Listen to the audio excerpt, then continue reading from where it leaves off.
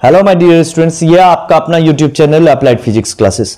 आज हम लोग प्रोजेक्टाइल मोशन के रिगार्डिंग कुछ बेसिक इंपॉर्टेंट फार्मूला का डिस्कस करेंगे और इस फार्मूला के हेल्प से आपका बेसिक टाइप का और कुछ डिफरेंट टाइप का जो क्वेश्चन है वो बिल्कुल सॉल्व हो जाएगा। तो ये फिगर दिख रहा है प्रोजेक्टाइल मोशन का, इस फिगर को हम ऑलरेडी पहले डिस्कस कर चुके हैं, डिस्क्राइब किए हैं। अगर आप नहीं देखे हैं तो प्लेलिस्ट सेक्शन में प्रोजेक्टाइल मोशन का जो बना हुआ है वीडियो, उसमें आप जरूर देखें, तो इससे आपका सारा बेसिक कॉन्सेप्ट क्लियर हो जाएगा। जैसे दिख रहा है हमको, ये O क्या है? O है पॉइंट ऑफ प्रोजेक्शन। जिस पॉइंट से हम ऑब्जेक्ट को क्या कर रहे हैं, थ्रो कर रहे हैं इस प्लेन में, उसको हम क्या बोलते हैं? Point of projection. और जिस पॉइंट पर आकर के वो टकरा रहा है, जिस हॉरिजॉन्टल लाइन के जिस पॉइंट पर आकर के वो टकरा रहा है, उसको क्या बोलते हैं हम? Point of striking. एक बात ध्यान रखना है स्टूडेंट्स कि जब हम पॉइंट ऑफ प्रोजेक्शन पर जितने वेलोसिटी से ऑब्जेक्ट को फेंकते हैं, जब वो गिरता है पॉइंट ऑफ स्ट्राइकिंग पर, वो उतना ही वेलोसिटी अचीव कर लेता है। यानी यहां पर जो Vy है इस Uy के इक्वल होगा, और ये Vx का वैल्यू इस Ux के इक्वल होगा, और इस V का वैल्यू इस U के इक्वल होगा। ये चीज ध्यान रखना है। इसे हम प्रूफ भी कर सकते हैं। हम ऑफलाइन क्लास में सारा जो पॉइंट है उसको हम डिस्कस किया। आज सिर्फ इसमें फॉर्मूला होने वाला है। और एक पॉइंट ध्यान रखना आपको, प्रोजेक्टाइल मोशन जैसा कि हम लोग जानते हैं, ये कंबाइंड जो है इफेक्ट है। हॉरिजॉन्टल लाइन पर कौन सा मोशन होता है? इसमें हॉरिजॉन्टल लाइन पर इसमें होता है यूनिफॉर्म मोशन, और वर्टिकल लाइन पर इसमें क्या होता है? Accelerated motion. कौन सा मोशन होता है? Accelerated motion. यानी जी का जो इफेक्ट है, एक्सेलरेशन ड्यू टू ग्रेविटी का जो इफेक्ट है, वो ओनली वर्टिकल लाइन पर होता है, वाई एक्सिस वाले मोशन पर होता है। एक्स एक्सिस वाले मोशन पर जी का कोई इफेक्ट नहीं होता है। एक्स एक्सिस वाले मोशन पर जी का कोई इफेक्ट नहीं होता है। जब हम O और A का कंपेयर करेंगे तो O पॉइंट पर जो वेलोसिटी है वो इनिशियल, और A पॉइंट पर जो वेलोसिटी है वो क्या है? फाइनल। तो एक चीज ध्यान रखना है, क्योंकि एक्स एक्सिस पर मोशन यूनिफॉर्म है, यानी ऑलवेज Ux और Vx किसी भी पॉइंट पर क्या होगा? इक्वल होगा, क्योंकि मोशन कैसा हमारा? यूनिफॉर्म है। लेकिन y एक्सिस का जो वैल्यू है वेलोसिटी का, वो चेंज होते रहेगा ड्यू टू एक्सेलरेटेड मोशन। तो अगर हम O और A का कंपेयर करेंगे, नीचे से ऊपर जा रहा है तो क्या जीरो होगा? Vy। अगर हम A और P का कंपेयर करेंगे, यानी किधर से किधर जा रहा है? ये ऊपर से नीचे आ रहा है, तो ऐसे कंडीशन में क्या जीरो होगा? Uy जीरो होगा। ये क्लियर एकदम यहां पर लिखा हुआ है, ठीक है। तो चलो अब हम लोग इसमें फॉर्मूला का डिस्कस करते हैं। तो ये रहा इसका बेसिक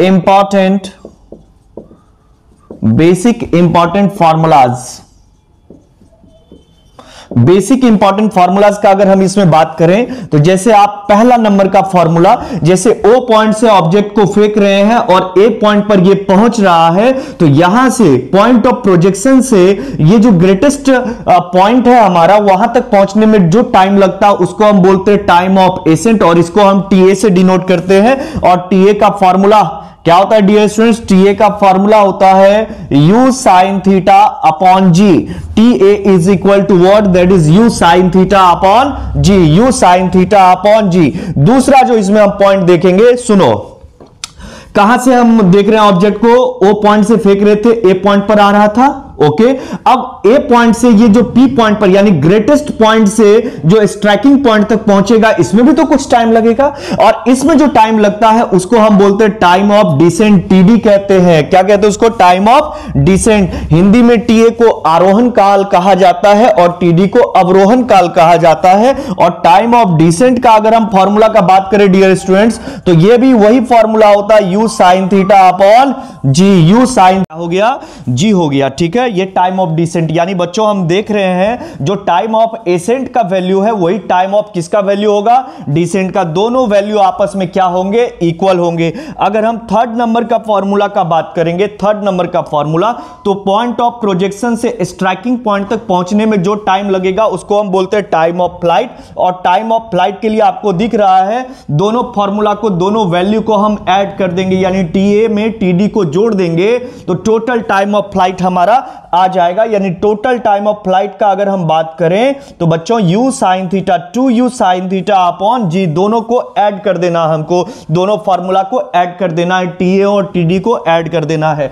अगर हम फोर्थ नंबर का बात करें तो ये जो हमारा मैक्सिमम हाइट है, मैक्सिमम हाइट, अगर हम मैक्सिमम हाइट के फॉर्मूला का बात करें, ये जो हॉरिजॉन्टल लाइन से ग्रेटेस्ट पॉइंट के बीच का ये जो वर्टिकल डिस्टेंस है that is called maximum height. और मैक्सिमम हाइट h का अगर हम बात करें तो इसका फॉर्मूला होता है u square sine square theta upon 2g, u square sine square theta upon 2g। u क्या है डियर स्टूडेंट्स? u है हमारा वेलोसिटी ऑफ प्रोजेक्शन और थीटा क्या हमारा एंगल ऑफ प्रोजेक्शन और g क्या हमारा acceleration due to gravity. Dear students, अगर पांचवें नंबर का फॉर्मूला का हम बात करें तो पांचवा नंबर का फॉर्मूला में ये sx दिख रहा है, इसको हम बोलते हैं हॉरिजॉन्टल रेंज। क्या बोलते हैं हम इसको? Horizontal range. क्या होता है horizontal range? Point of projection से स्ट्राइकिंग पॉइंट के बीच का जो ये हॉरिजॉन्टल डिस्टेंस है, इसी हॉरिजॉन्टल डिस्टेंस को हम लोग क्या बोलते हैं? हॉरिजॉन्टल रेंज बोलते हैं। और इसको डिनोट करते हैं हम r से। और r का अगर हम फॉर्मूला का बात करेंगे तो u square sign 2 theta, u square sign 2 theta, u square sign 2 theta upon only इसमें g होता है, ये ध्यान रखना हमको। तो ये जो 5 बेसिक फॉर्मूला है, इससे आपका प्रोजेक्टाइल मोशन का बेसिक टाइप का क्वेश्चन निश्चित ही बन जाएगा और कुछ डिफरेंट टाइप का भी क्वेश्चन बन जाएगा अगर आपको फिगर का कॉन्सेप्ट ध्यान में है तो। चलो ठीक है, अब इसके आगे हम लोग न्यू फॉर्मूला का एक अलग से वीडियो लाएंगे जिसमें थोड़ा सा डिफरेंट टाइप का फॉर्मूला होगा, ये बेसिक फॉर्मूला को छोड़ करके। तो उसके लिए हम लोग नेक्स्ट वीडियो में मिलते हैं। Okay, thank you.